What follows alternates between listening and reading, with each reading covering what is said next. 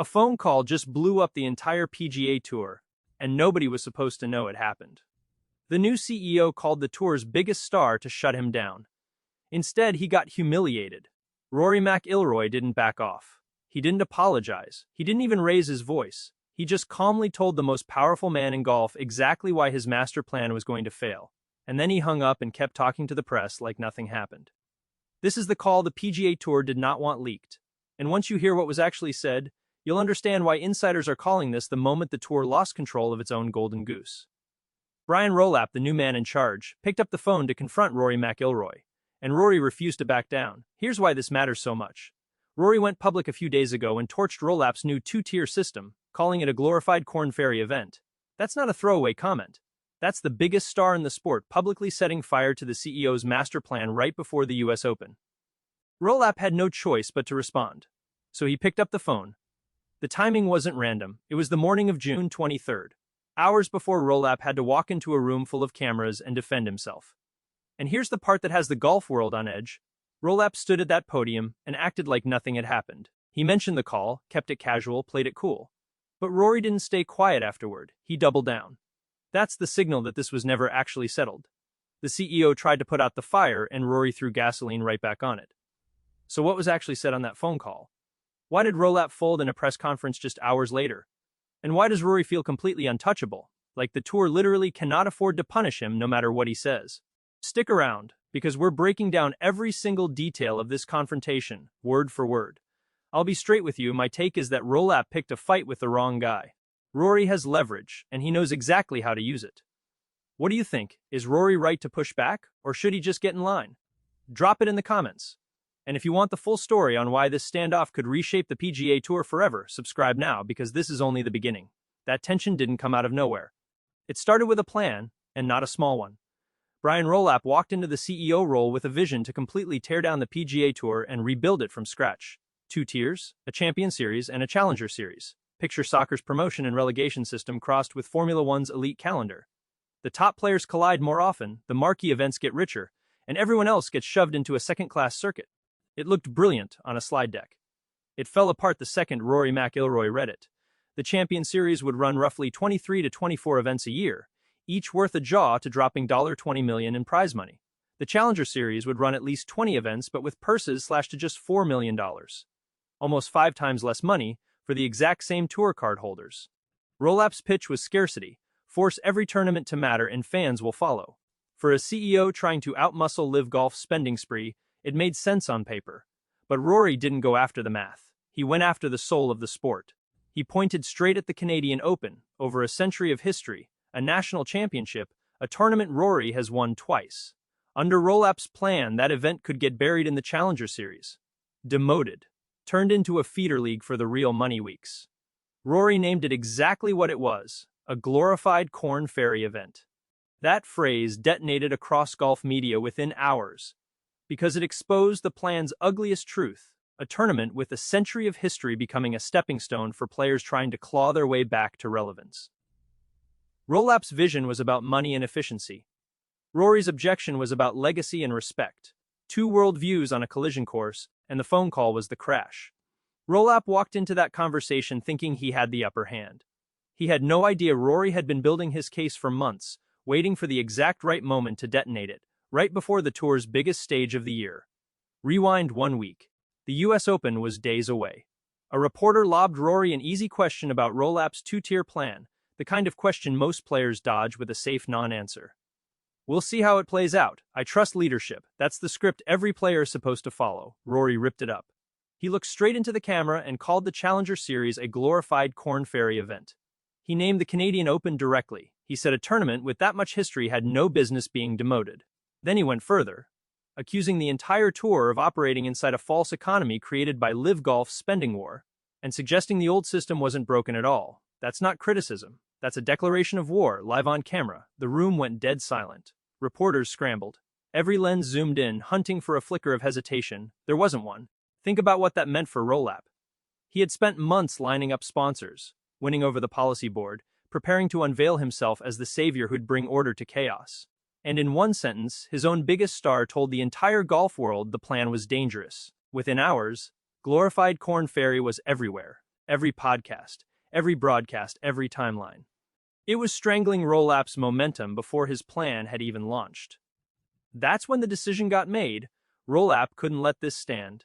He had to confront Rory directly, player to CEO, before it spiraled any further. Rolapp opened diplomatically, acknowledged the comments, said he respected the passion, agreed the Canadian Open mattered. Then came the pivot. He laid out his defense. The Challenger Series would still play at recognizable venues. The purses were still substantial. The total number of events and players wouldn't shrink. No cancellations, no lost tour cards, just a reorganization.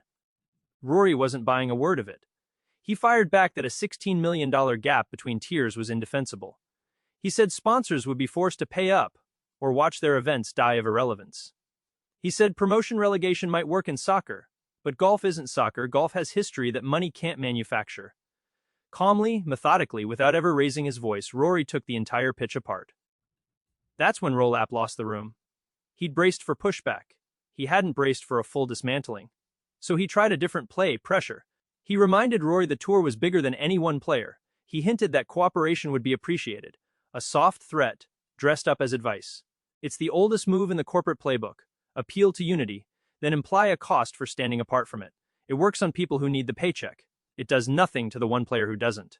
Rory's answer was silence. Not an angry silence, a calm one. Then a single line that Rolapp will not forget anytime soon. He had nothing to lose, and the tour needed to reconsider its direction before it was too late. That's the moment the call effectively died. Hours later, Rolapp faced the media. The first question landed on Rory's comments, and Rolapp didn't flinch, on camera at least. He confirmed he'd spoken to Rory that morning, then added one loaded sentence. I think he's made some comments publicly since then. Translate that, we talked. I explained everything, and he doubled down anyway. Rolapp leaned on the numbers, 47 events, 230 players, nothing shrinking. But he never once addressed the actual gap. He never explained how a national championship gets reorganized without losing what makes it matter. It was corporate spin, polished and hollow, and every analyst in the room saw straight through it. The verdict was unanimous. Rolapp was speaking in statistics. Rory was speaking in values. And in a sport this obsessed with tradition, values win every time. Rory never walked it back. No clarification, no retreat. Every microphone pointed at him since has gotten the exact same message. The system is flawed, tradition is under attack, and he isn't going anywhere. Here's what almost nobody is talking about. PGA Tour rules require players to compete in at least 15 events a season or face penalties, in extreme cases, even lose their card. Rory is on pace to miss that number this year. On paper, that's a violation. But the rulebook has an escape hatch, a discretionary clause letting the commissioner waive the minimum for extraordinary circumstances. Rory knows precisely how that clause gets applied to him. It won't be, because the tour cannot afford to discipline its biggest star. Rory McIlroy sells tickets. He sells sponsorships. He's the reason casual fans tune in at all. Punish him, and the backlash wrecks the tour's image before the new system even launches. Rolapp would be cast as the villain who attacked the game's greatest ambassador. Rory knows this. That's the leverage. Rolapp walked straight into the moment he dialed that number.